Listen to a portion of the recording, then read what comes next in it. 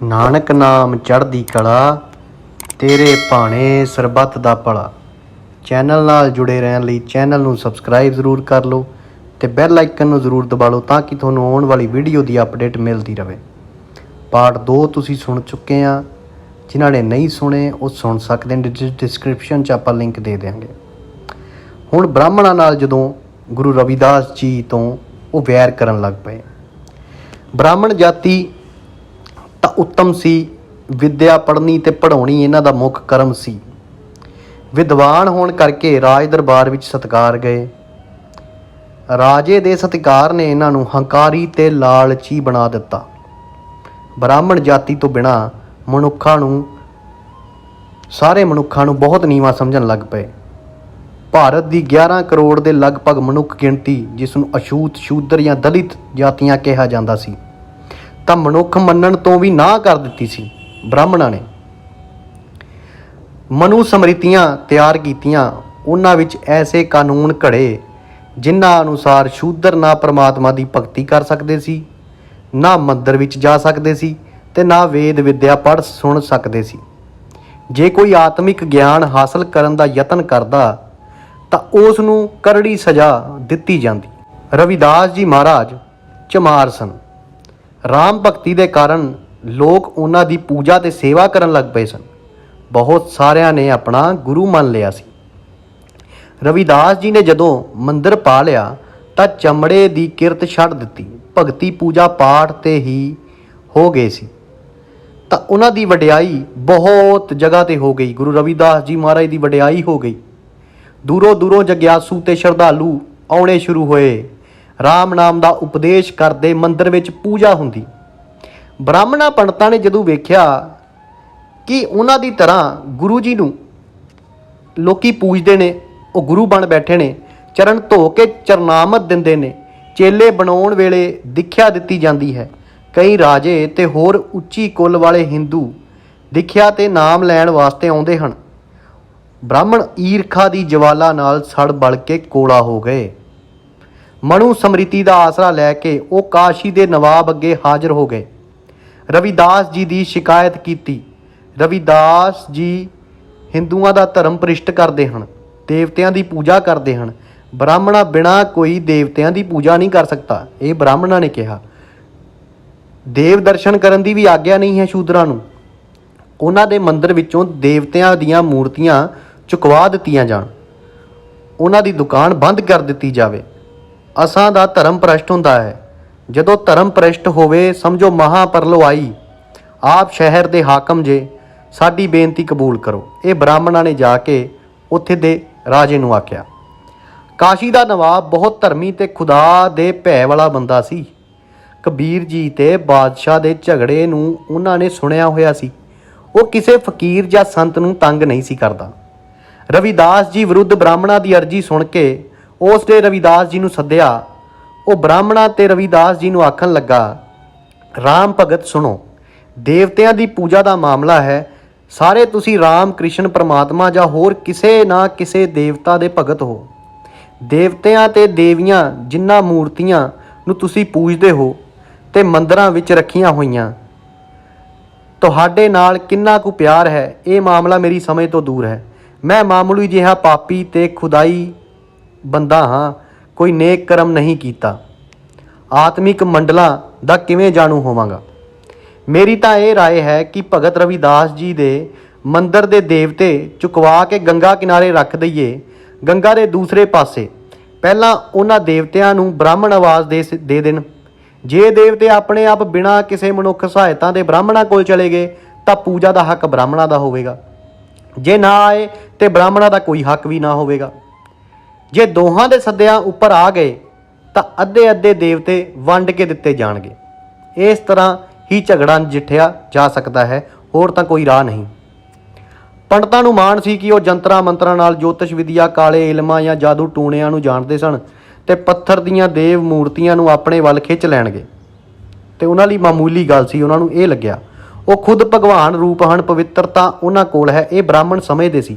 4-4 ਵਾਰ ਗੰਗਾ ਦੇ ਇਸ਼ਨਾਨ ਕਰਦੇ ਸੀ ਅਤੇ ਚੰਦਨ ਤਿਲਕ ਮੱਥੇ 'ਤੇ ਲਗਾਉਂਦੇ ਸੀ। ਜ਼ਰੂਰ ਭਗਵਾਨ ਉਹਨਾਂ ਦੀ ਸਹਾਇਤਾ ਕਰੇਗਾ। ਉਹਨਾਂ ਨੇ ਖੁਸ਼ ਹੋ ਕੇ ਨਵਾਬ ਜੀ ਨੂੰ ਕਿ ਠੀਕ ਹੈ, ਅਸੀਂ ਮੰਨ ਲਈ ਜਿਵੇਂ ਤੁਸੀਂ ਕਹਿੰਦੇ ਹੋ। ਮਾਣ ਸੀ ਉਹਨਾਂ ਨੂੰ, ਗੁਬਾਨ ਸੀ ਇੱਕ ਤਰ੍ਹਾਂ ਦਾ। ਤਾਂ ਭਗਤ ਰਵਿਦਾਸ ਜੀ ਨੂੰ ਵੀ ਆਪਣੇ ਰਾਮ ਤੇ ਭਰੋਸਾ ਸੀ ਤੇ ਉਹਨਾਂ ਨੂੰ ਯਕੀਨ ਸੀ ਕਿ ਰਾਮ ਜ਼ਰੂਰ ਉਹਨਾਂ ਦੀ ਸਹਾਇਤਾ ਕਰਨਗੇ। ਹੋਰ ਕੋਈ ਮਾਣ ਨਹੀਂ ਸੀ। ਭਗਵਾਨ ਪ੍ਰੇਮ ਦਾ ਭੁੱਖਾ ਹੈ, ਉਹ ਤਾਂ ਭੀਲਣੀ ਦੇ ਜੂਠੇ ਬੇਰ ਵੀ ਖਾ ਜਾਂਦਾ ਹੈ।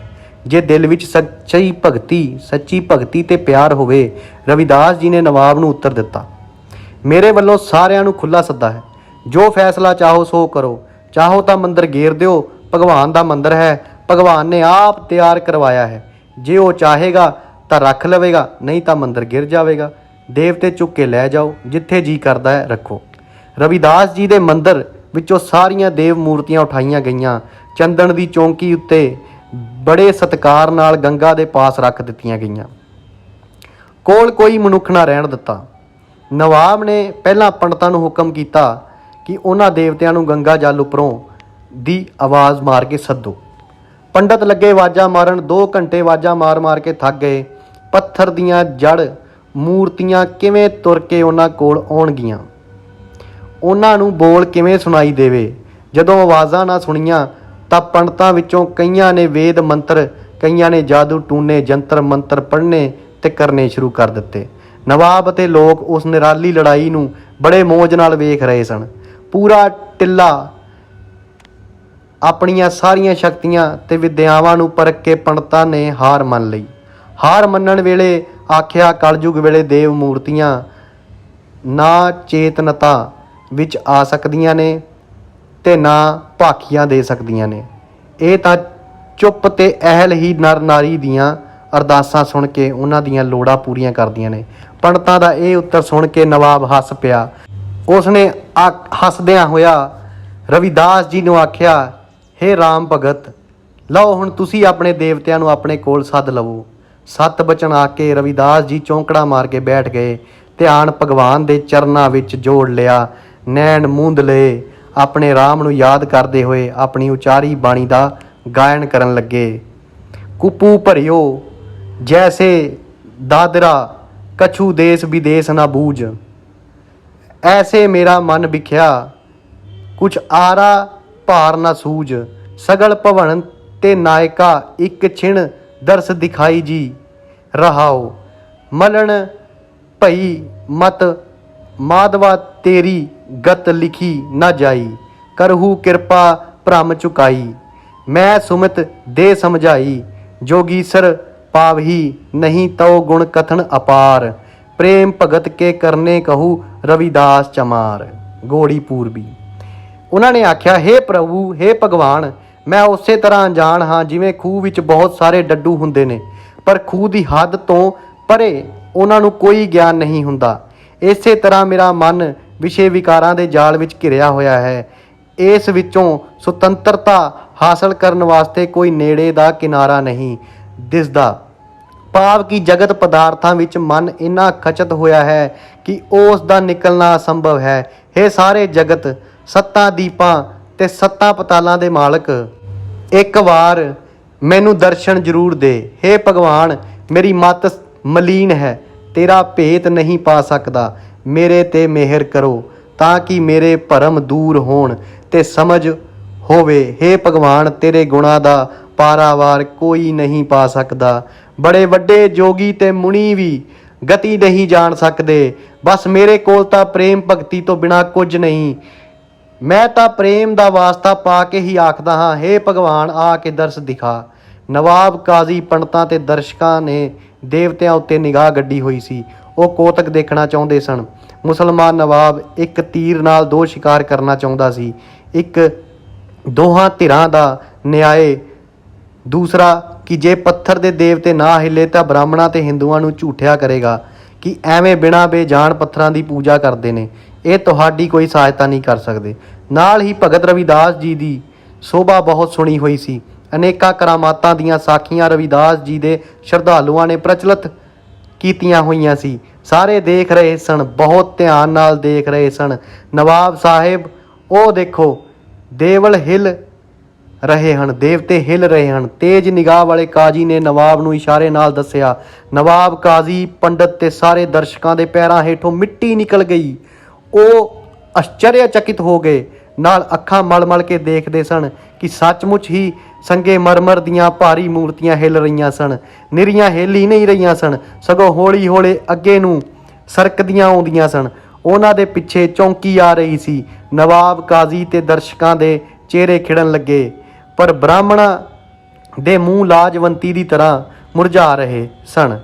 ਉਹਨਾਂ ਦੀਆਂ ਮਲੀਨ ਆਤਮਾਵਾਂ ਆਖ ਰਹੀਆਂ ਸਨ, ਹੇ ਭਗਵਾਨ, ਕੀ ਗੁਰੂ ਰਵਿਦਾਸ ਜੀ ਜਿੱਤ ਜਾਣਗੇ? ਕੀ ਬ੍ਰਾਹਮਣਾਂ ਵਿੱਚ ਸੱਤਿਆ ਨਹੀਂ ਰਹੀ? ਉਹਨਾਂ ਦੇ ਕੰਨਾਂ ਵਿੱਚ ਗੈਬੀ ਆਵਾਜ਼ ਗੂੰਜ ਰਹੀ ਸੀ, ਰਵਿਦਾਸ ਜੀ ਕੋਲ ਭਗਵਾਨ ਵਾਸਤੇ ਪਿਆਰ ਹੈ, ਸ਼ਰਧਾ ਹੈ, ਪਰ ਤੁਸੀਂ ਭਗਵਾਨ ਨਾਲ ਠੱਗੀ ਕਰਦੇ ਜੇ। ਦੇਵੀ ਦੇਵਤੇ ਤੇ ਬੁੱਤਾਂ ਨੂੰ ਰੋਟੀ ਦਾ ਵਸੀਲਾ ਬਣਾ ਰੱਖਿਆ ਹੈ। ਬ੍ਰਾਹਮਣਾਂ ਦਾ ਲਹੂ ਜੰਮਦਾ ਜਾਂਦਾ ਸੀ, ਉਹ ਧਰਤੀ ਵਿੱਚ ਧੱਸਣ ਨੂੰ ਤਿਆਰ ਸਨ ਜੇ ਧਰਤੀ ਉਹਨਾਂ ਨੂੰ ਵੇਲ ਦੇ ਦੇਵੇ ਤਾਂ। ਭਗਤ ਰਵਿਦਾਸ ਜੀ ਨੇ ਅੱਖ ਨਹੀਂ ਝਪਕੀ, ਉਹ ਨੈਣ ਮੂੰਦ ਕੇ ਭਗਵਾਨ ਦਾ ਜਸ ਗਾਉਂਦੇ ਰਹੇ। ਉਹਨਾਂ ਨੇ ਦੂਸਰਾ ਸ਼ਬਦ ਗਾਇਆ, ਹਮ ਸਰ ਦੀਨ ਦਿਆਲ ਨਾ ਤੁਮ ਸਰ ਅਬ ਪਤਿਆਰ ਕੀਆ ਕੀਜੇ, ਬਚਨੀ ਤੋਰ ਮੋਰ ਮਨ ਮਾਣੇ ਜਨ ਕਉ ਪੂਰਨ ਦੀਜੇ, ਹਾਓ ਬਲ ਬਲ ਜਾऊं रसाया कारने कारण कवन अभोल रहाओ, बहुत जन्म बिछड़े से माधो ए जन्म तुम्हारे लेखे, कहे रविदास आस लग जीवऊ चिर भयो दर्शन देखे। हे भगवान, मेरे वर्गा अजीज कोई नहीं, तुसी जिहा मेहरबान कोई नहीं, सारियां बख्शीशां करन वाले जे, सारे जानते हैं चोर की परखना है। मैं ये अरदास करदा हाँ कि मेरे मन तेरे चरनां तो परे ना होवे, नहीं होवेगा ये भी मैनू विश्वास है। मैं तो आप ते आप दी कुदरत तो बलिहार जांदा हाँ, फिर मेरे नाल क्यों नहीं बोलदे? कई जन्म तुसां नाल मेल नहीं होया, विछोड़े विच तड़फदा रहा हाँ, हुण ये जन्म मैं तुसां दे लेखे ला दिता है भगवान। भाव कि तेरी भगती करदियां ही जीवन गुजारांगा, एक तेरे दर्शन करन दी आस उत्ते ही जीवन सवास चल रहा है। तेरे दर्शन कीतिਆਂ ਨੂੰ बहुत देर हो गई है, सो मेहर करके दर्शन दिओ। उपरोक्त शब्द ਦਾ ਭੋਗ ਪੈਣ ਵੇਲੇ ਨੂੰ ਕੇਵਲ ਗੰਗਾ ਕਿਨਾਰੇ ਤੋਂ 4 ਫੁੱਟ ਪਾਣੀ ਉੱਤੇ ਆ ਚੁੱਕੀ ਸੀ। ਸਾਰੇ ਉਹਨਾਂ ਵੱਲ ਹੈਰਾਨੀ ਨਾਲ ਵੇਖ ਰਹੇ ਸੀ। ਨਵਾਬ ਤੇ ਕਾਜ਼ੀ ਤੋਂ ਬਿਨਾਂ ਸਭ ਦੇ ਹੱਥ ਜੁੜੇ ਹੋਏ ਸਨ। ਭਗਤ ਨੇ ਤੀਸਰਾ ਸ਼ਬਦ ਸ਼ੁਰੂ ਕੀਤਾ, ਭਗਤ ਰਵਿਦਾਸ ਜੀ ਨੇ ਤੀਸਰਾ ਸ਼ਬਦ ਸ਼ੁਰੂ ਕੀਤਾ, ਤੁਮ ਚੰਦਨ ਹਮ ਇਰੰਡ ਬਾਪਰੇ ਸੰਗ ਤੁਮਾਰੇ ਬਾਸਾ, नीच रूख ते ऊच भये है गंध सुगंध निवासा, माधो सत्संगत सरनी तुम्हारे, हम अवगण तुम उपकार रहाओ, तुम मखतूल सुभेद सपियल, हम बपूरे जस कीरा, सत्संगत मिल रहिए माधो जैसे मदप मखीरा, जात उच्छा पात उच्छा उच्छा जन्म हमारा, राजा राम की सेव न कीनी, कहे रविदास चमारा। हे भगवान, ਇਹਦਾ ਭਾਵ हे भगवान आप चंदन स्वरूप हो, मैं अरिंड ਦੀ ਤਰ੍ਹਾਂ ਹਾਂ, ਪਰ ਫਿਰ ਵੀ ਇਹ ਆਸ ਹੈ ਕਿ ਤੁਸਾਂ ਸੰਗਵਾਸ ਹੈ, ਤੁਸਾਂ ਨਾਲ ਪਿਆਰ ਹੈ, ਤੁਸਾਂ ਦੀ ਕਿਰਪਾ ਨਾਲ ਨੀਵੇਂ ਰੁੱਖ ਉੱਚੇ ਹੋ ਗਏ ਹਨ। ਮਾਮੂਲੀ ਭਗਤ ਰਵਿਦਾਸ ਬਣੇ ਨੇ ਹਾਂ, ਇਸ ਕਰਕੇ ਕਿ ਸਤ ਸੰਗਤ ਵਿੱਚ ਪੂਜਿਆ ਤੇਰੀ ਸ਼ਰਨ ਜਾਂ ਪੂਜਦਾ ਹੈ। ਮੇਰੇ ਵਿੱਚ ਬਹੁਤ ਸਾਰੇ ਔਗਣ ਹਨ, ਪਰ ਆਪ ਬਹੁਤ ਉਪਕਾਰ ਕਰਨ ਵਾਲੇ ਹੋ। हे ਭਗਵਾਨ, ਆਪ ਰੰਗ ਬਰੰਗੇ ਰੇਸ਼ਮ ਦੇ ਗਦੇਲਿਆਂ ਵਾਂਗ ਜੇ, ਅਸੀਂ ਕੀੜੇ ਤੇ ਨਿਆਈ ਜੋ ਰੇਸ਼ਮ ਨੂੰ ਚੁੱਕਦਾ ਹੈ, ਫਿਰ ਕੀੜੇ ਦਾ ਵਾਸਾ ਰੇਸ਼ਮ ਵਿੱਚ ਹੁੰਦਾ ਹੈ। ਇਸੇ ਤਰ੍ਹਾਂ ਸਾਡੇ ਤੇ ਤੁਸਾਂ ਵਿੱਚ ਫਰਕ ਕੋਈ ਨਹੀਂ। ਸਤ ਸੰਗਤ ਦੇ ਰਾਹੀਂ ਮੈਂ ਆਪ ਨਾਲ ਇਸ ਤਰ੍ਹਾਂ ਘੁਲ ਮਿਲ ਗਿਆ ਹਾਂ ਜਿਵੇਂ ਮੱਖੀ ਤੇ ਸ਼ਹਿਦ ਇੱਕ ਦੂਸਰੇ ਕੋਲੋਂ ਵੱਖ ਨਹੀਂ ਹੁੰਦੇ। ਮੇਰੀ ਜ਼ਾਤ ਨੀਵੀਂ, ਮੈਂ ਬਾਪ ਨੀਵਾਂ ਸੀ, ਕੋਈ ਗੁਣ ਨਹੀਂ। ਮੈਨੂੰ ਇਹ ਭੈ ਹੈ ਭਗਵਾਨ ਕਿ ਮੈਂ ਤੇਰੀ ਸੇਵਾ ਤਾਂ ਕੋਈ ਨਹੀਂ ਕੀਤੀ, ਆਪ ਮੇਰੇ ਤੇ ਦਿਆਲ ਕਿਵੇਂ ਕਰੋਗੇ? ਭਗਤ ਨੂੰ ਸ਼ੱਕ ਸੀ ਕਿ ਉਸ ਦੀ ਬੇਨਤੀ ਨਾ ਸੁਣੀ ਜਾਏਗੀ, ਪਰ ਭਗਵਾਨ ਪ੍ਰੇਮੀਆਂ ਦਾ ਹੁੰਦਾ ਹੈ, ਉਹ ਜਾਤ ਜਨਮ ਨਹੀਂ ਦੇਖਦਾ। ਸ਼ਬਦ ਦਾ ਭੋਗ ਪਿਆ ਤਾਂ ਸਾਰੇ ਦੇਵੀ ਦੇਵਤਿਆਂ ਦੀਆਂ ਮੂਰਤੀਆਂ ਰਵਿਦਾਸ ਜੀ ਦੀ ਗੋਦ ਵਿੱਚ ਸਨ, ਉਹਨਾਂ ਦੀ ਗੋਦ ਵਿੱਚ ਸਨ। ਉਹ ਪੱਥਰ ਦੀਆਂ ਮੂਰਤੀਆਂ ਪੁਰਖ ਵਾਂਗ ਮੁਸਕਰਾ ਰਹੀਆਂ ਸਨ। ਜਦੋਂ ਮੂਰਤੀਆਂ ਦਾ ਭਾਰ ਪਿਆ ਤਾਂ ਭਗਤ ਨੇ ਅੱਖਾਂ ਖੋਲੀਆਂ, ਦੇਖਿਆ ਸਾਰੇ ਦੇਵਲ ਝੋਲੀ ਵਿੱਚ ਹਨ। ਚੌਂਕੀ ਵੀ ਆਪੇ ਹੀ ਗੰਗਾ ਪਾਰ ਤੋਂ ਕੋਲ ਆ ਗਈ। ਨਵਾਬ ਕਾਜ਼ੀ ਦਰਸ਼ਕਾਂ ਨੇ ਹੱਥ ਜੋੜ ਕੇ ਸਿਰ ਨਿਵਾ ਦਿੱਤਾ। ਰਵਿਦਾਸ ਜੀ ਵੱਡੇ ਭਗਤ ਹਨ, ਇਹ ਭਗਵਾਨ ਰੂਪ ਹਨ। ਇਹ ਆ ਕੇ ਸਾਰਿਆਂ ਨੇ ਪ੍ਰਣਾਮ ਕੀਤਾ, ਜਿਸ ਤੇ ਈਰਖਾ ਕਰਨ ਵਾਲੇ ਬ੍ਰਾਹਮਣ ਸ਼ਰਮ ਦੇ ਮਾਰੇ ਖਿਸਕ ਗਏ। ਉਹਨਾਂ ਨੇ ਨਵਾਬ ਦਾ ਫੈਸਲਾ ਵੀ ਨਾ ਸੁਣਿਆ। 10 ਮਿੰਟ ਪਿੱਛੋਂ ਮੂਰਤੀਆਂ ਫਿਰ ਸਿਲ ਰੂਪ ਹੋ ਗਈਆਂ। ਭਗਵਾਨ ਨੇ ਭਗਤ ਦੀ ਪੱਤ ਰੱਖਣੀ ਸੀ ਸੋ ਰੱਖ ਲਈ। ਦਰਸ਼ਨ ਦੇ ਦਿੱਤੇ, ਦਰਸ਼ਨ ਦੇ ਕੇ ਅਲੋਪ ਹੋ ਗਏ। ਨਵਾਬ ਨੇ ਫੈਸਲਾ ਦਿੱਤਾ, ਇਹ ਦੇਵਤੇ ਰਵਿਦਾਸ ਜੀ ਦੇ ਮੰਦਿਰ ਵਿੱਚ ਰਹਿਣਗੇ। ਬ੍ਰਾਹਮਣਾਂ ਨਾਲੋਂ ਰਵਿਦਾਸ ਜੀ ਚੰਗੇ ਹਨ, ਵੱਡੇ ਭਗਤ ਹਨ। ਸਾਰੇ ਦੇਵਲ ਮੁੜ ਚੰਦਨ ਦੀ ਚੌਂਕੀ ਉੱਤੇ ਰੱਖੇ ਗਏ। ਬੜੇ ਸਤਿਕਾਰ ਨਾਲ ਚੌਂਕੀ ਚੁੱਕ ਕੇ ਜਲੂਸ ਦੀ ਸ਼ਕਲ ਵਿੱਚ ਦੇਵਲ ਮੰਦਿਰ ਪਹੁੰਚਾਏ ਗਏ। ਸਾਰੇ ਕਾਸ਼ੀ ਸ਼ਹਿਰ ਵਿੱਚ ਇਸ ਘਟਨਾ ਦੀ ਬੜੀ ਚਰਚਾ ਹੋਈ। ਬਹੁਤ ਸਾਰੇ ਲੋਕ ਸ੍ਰੀ ਗੁਰੂ ਰਵਿਦਾਸ ਜੀ ਦੇ ਸ਼ਰਧਾਲੂ ਹੋ ਗਏ। ਨਾਨਕ ਨਾਮ ਚੜ੍ਹਦੀ ਕਲਾ, ਤੇਰੇ ਭਾਣੇ ਸਰਬੱਤ ਦਾ ਭਲਾ। ਭਾਵ ਇਹ ਹੈ ਕਿ ਭਗਵਾਨ ਉਹ ਰੱਬ ਸਾਧ ਸੰਗਤ ਜੀ ਸਾਡੀ ਜਾਤ ਪਾਤ ਨੂੰ ਨਹੀਂ ਦੇਖਦਾ, ਸਾਡੇ ਪਿਆਰ ਨੂੰ ਦੇਖਦਾ, ਸਾਡੇ ਇਸ਼ਕ ਨੂੰ ਵੇਖਦਾ। ਉਹ ਚੜਾਵਾ ਨਹੀਂ ਦੇਖਦਾ, ਉਹ ਸਾਡੀ ਮੁਹੱਬਤ ਨੂੰ ਦੇਖਦਾ। ਨਾਨਕ ਨਾਮ ਚੜ੍ਹਦੀ ਕਲਾ, ਤੇਰੇ ਭਾਣੇ ਸਰਬੱਤ ਦਾ ਭਲਾ।